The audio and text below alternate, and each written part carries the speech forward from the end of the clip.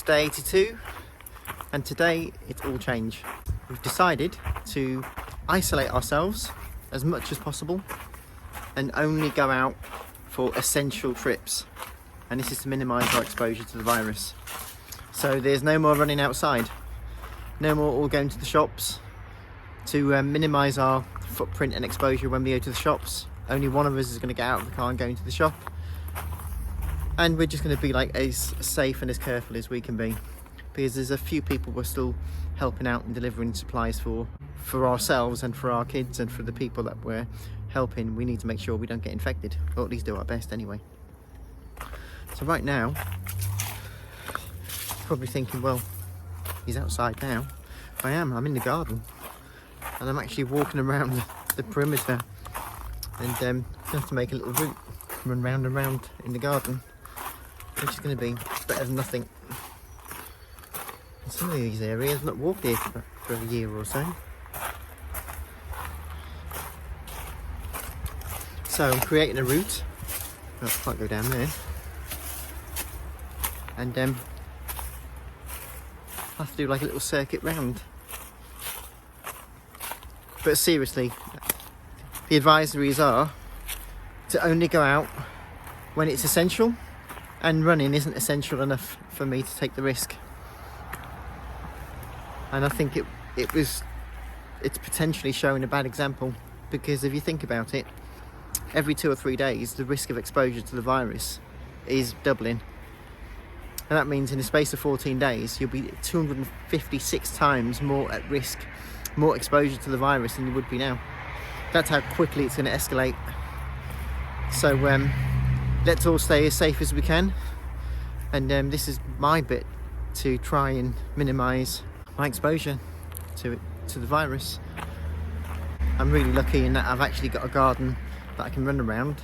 It's not huge, but it's the sort of shape where I can run around the house. Anyway, I'm speaking for ages here, and I think I've kind of worked out a route now, and so I'm going to get running and see how far it is.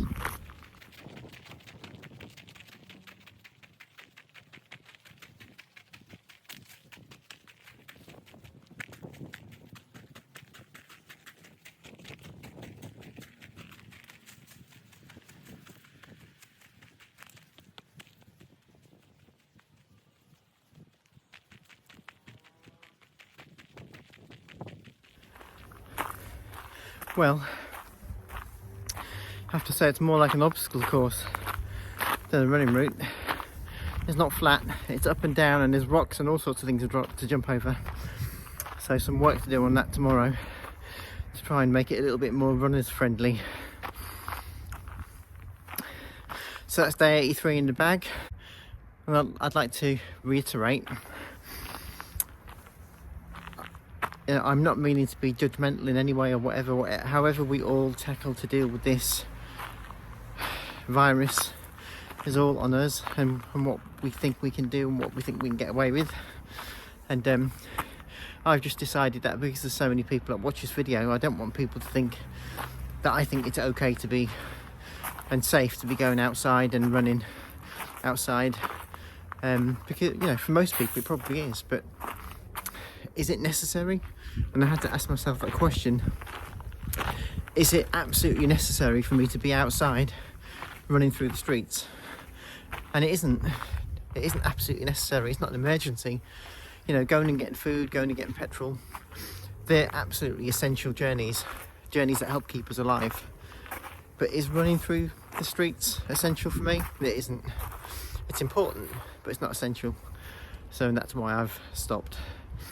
I noticed in Italy today they've banned running outside anyway, so I'm presuming it's going to, the same thing's going to happen here in the UK too. Eventually they'll ban all gatherings and even runners. I'm sure they will. If the numbers keep rising, they're going to have no choice to do that. Anyway, it's day 83 in the bag, so I'm going to carry on running around the garden at home and keep my running streak up. 83 days in a row. And the coronavirus isn't going to stop me, and we'll be over this in no time. So have a great evening. Thanks for running with me today, and I'll see you tomorrow. Stay safe.